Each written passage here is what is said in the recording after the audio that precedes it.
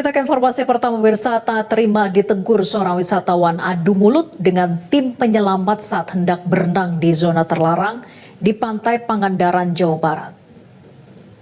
Direktorat Reserse Kriminal Umum Polda Jawa Barat menetapkan oknum dokter residen anestesi dari program pendidikan dokter spesialis Fakultas Kedokteran Universitas Padjadjaran sebagai tersangka kasus dugaan pelecehan dan kekerasan seksual terhadap keluarga pasien yang tengah berada di RSHS Bandung. Sebelumnya viral di media sosial seorang residen anestesi program pendidikan dokter spesialis atau PPDS Universitas Padjadjaran yang sedang bertugas di Rumah Sakit Hasan Sadikin Bandung melakukan pemerkosaan terhadap penunggu pasien ruangan ICU di rumah sakit tersebut. Kita ke topik yang pertama, pemirsa. Presiden Amerika Serikat Donald Trump mengamuk dengan menaikkan kembali tarif dagang untuk impor produk-produk Tiongkok menjadi 104%. Keputusan itu dibuat untuk merespon perlawanan Tiongkok terhadap tarif dagang yang diputuskan Trump pada pekan lalu. Kita bergeser ke topik yang kedua, pemirsa. Masih ingatkah Anda dengan rencana evakuasi warga Gaza yang pernah diungkap Presiden Amerika Serikat Donald Trump?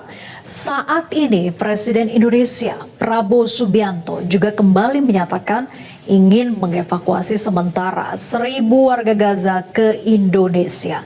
Faktanya selama puluhan tahun warga Palestina yang keluar itu akan kesulitan, bahkan tidak bisa kembali masuk ke tanah airnya karena dipersulit oleh penjajahan Zionis Israel.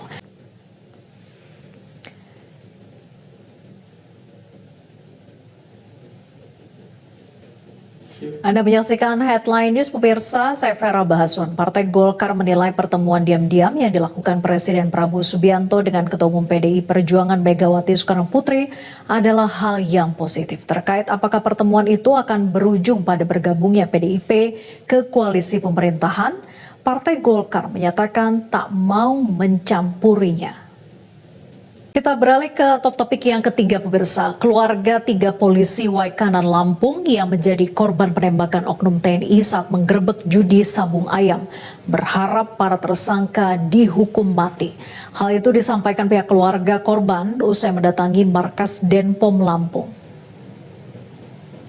Ikatan Dokter Indonesia menyatakan pihaknya saat ini belum mengambil langkah langsung terkait kasus tersebut dan memilih menunggu hasil penyelidikan dari kepolisian. Meski begitu, ID Jawa Barat akan tetap memproses aspek etik profesi kedokteran terhadap pelaku jika terbukti bersalah. Informasi lain, pemirsa, viral di media sosial. Bupati Bandung Barat JJ Rici Ismail membawa anak-anaknya ke kantor saat berdinas. Gubernur Jawa Barat Deddy Mulyadi mendukung atas aksi yang dilakukan JJ yang membawa anaknya saat bertugas. Pemirsa, akses jalanan yang susah dilalui kendaraan membuat seorang warga di Dusun Cindako, Kabupaten Maros, Sulawesi Selatan terpaksa harus ditandu keluarganya menggunakan sarung sejauh 7 km untuk menuju ke puskesmas terdekat. Pemirsa, anjloknya harga sayuran usai Lebaran membuat sejumlah petani di Kepahiang, Bengkulu membuang hasil panen mereka. Meski Wamendagri Bima Arya telah mengingatkan agar ASN tidak bolos masuk kerja hari pertama usai libur Lebaran, nyatanya masih ditemui puluhan ASN di lingkup Pemkab tak masuk kerja. Cuaca ekstrim menyebabkan banjir di beberapa daerah mengganggu mobilitas warga. Anda menyaksikan Headline News, pemirsa. Saya Vera Bahaswan. Partai Golkar menilai pertemuan diam-diam yang dilakukan Presiden Prabowo Subianto dengan Ketua Umum PDI Perjuangan Megawati Soekarno Putri adalah hal yang positif. Terkait apakah pertemuan itu akan berujung pada bergabungnya PDIP ke koalisi pemerintahan, Partai Golkar menyatakan tak mau mencampurinya. Gubernur Jakarta Pramono Anung mengatakan gangguan layanan Bank DKI selama Lebaran tidak akan mengganggu dana nasabah. Ia mengaku kasus sudah dilimpahkan ke Barreskrim untuk penelusuran lebih lanjut. Selamat malam, pemirsa. Presiden Republik Indonesia Prabowo Subianto melakukan pertemuan dengan Presiden Persatuan Emirat Arab Sheikh Mohammed bin Zayed Al Nahyan di Istana Qasr Al Shati, Abu Dhabi.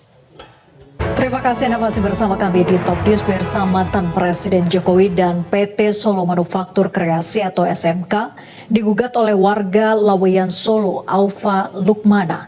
Gugatan yang diajukan melalui Pengadilan Negeri Solo itu terkait produksi mobil SMK.